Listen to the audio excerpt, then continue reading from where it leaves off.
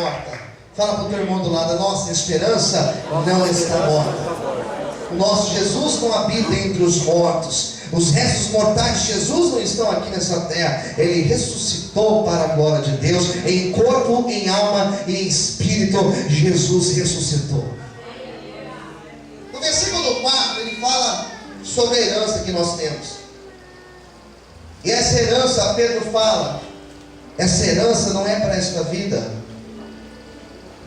A nossa herança está no céu. Pedro fala da realidade do céu. Pedro fala que as nossas expectativas não podem ser colocadas apenas nesta vida. Que o bem maior que nós temos não é a casa ou o carro que você tem, ou a família que Deus te deu. O bem maior que nós temos está no céu.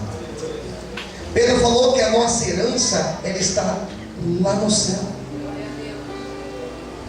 E pouco se fala sobre o céu,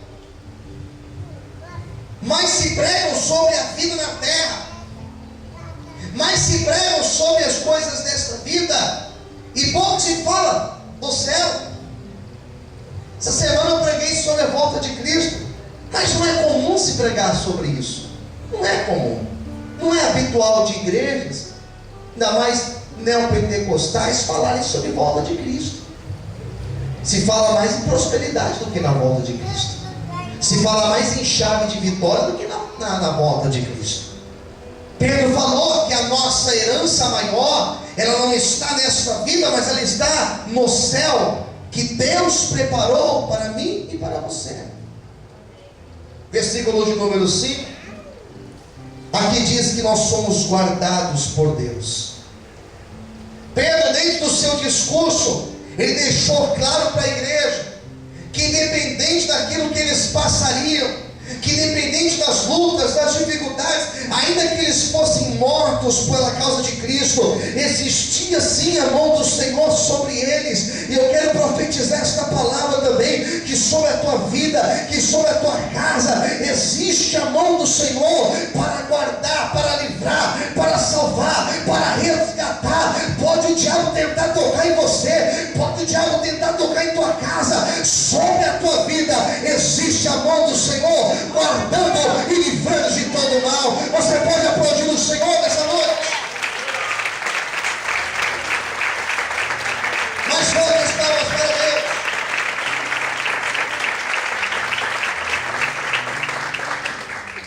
Olha o que diz o versículo 6, pega a sua Bíblia. Em que vós grandemente vos alegrais, ainda agora importa, sendo, o que diz aí? Sendo o quê? Sabe o que é necessário? Algo que tem que realmente acontecer. É necessário que aconteça. O que? Olha o que ele fala: que estejais por um pouco contristados com várias, que diz aí? Sabe o que Pedro está falando aqui, irmãos?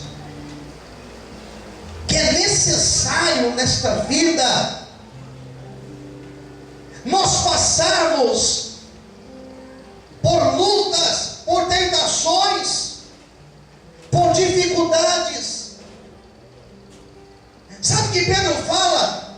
Da necessidade de nós ficarmos tristes, da necessidade da decepção, da necessidade de nós chorarmos. É isso o que Pedro está dizendo.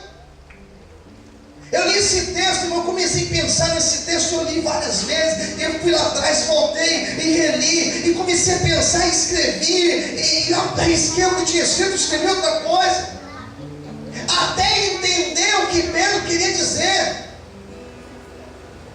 E quando eu entendi o que Pedro disse, eu comecei a tentar entender esta palavra na minha vida, para poder ministrar aqui para você nessa noite.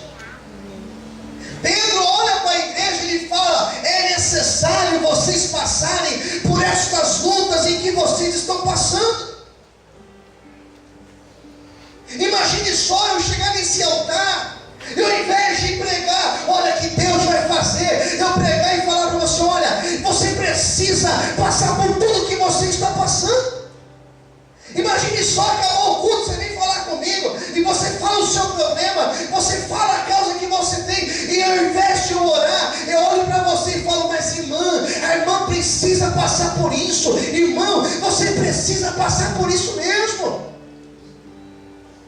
Imagine só, você que está passando por uma luta na tua vida sentimental, na tua família, no seu casamento, eu olhar para você e falar, olha irmã, você precisa passar por isso, irmão, você precisa passar por isso. Você que está desempregado, vem pedir oração para mim, eu falo assim, irmão, mas você precisa estar desempregado hoje. Foi o que Pedro disse aqui, querido, foi o que Pedro falou nesse versículo de número 6. E não só isso, ele ainda completou dizendo no versículo 7, para que a prova da vossa fé, para a fé ser provada, para a fé que você tem em Deus, ela ser experimentada, para que Deus possa realmente ver se a fé que você tem é uma fé verdadeira ou uma fé falsa. É isso que Pedro está dizendo, que nós precisamos passar por tudo isso, que nós precisamos ser provados, que nós precisamos chorar, que nós precisamos perder, que nós precisamos passar por decepções.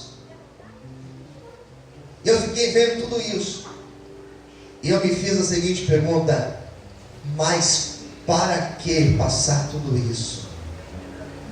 Olha para o teu irmão e fala para ele, sabe para que passar tudo isso? Olha para outro, diga, sabe para que passar tudo isso? E aqui Deus me deu uma revelação tremenda. Versículo 7. Do que o ouro que perece é provado pelo fogo, se acha em louvor, em honra e glória, na revelação de Jesus Cristo. Sabe o que Deus falou comigo? Tudo isso precisa acontecer para que na tua vida aconteça isso: louvor, honra e glória.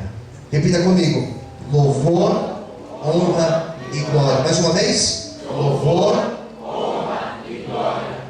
Sabe por que nós passamos por tudo isso? Sabe por que nós passamos por todas essas dificuldades?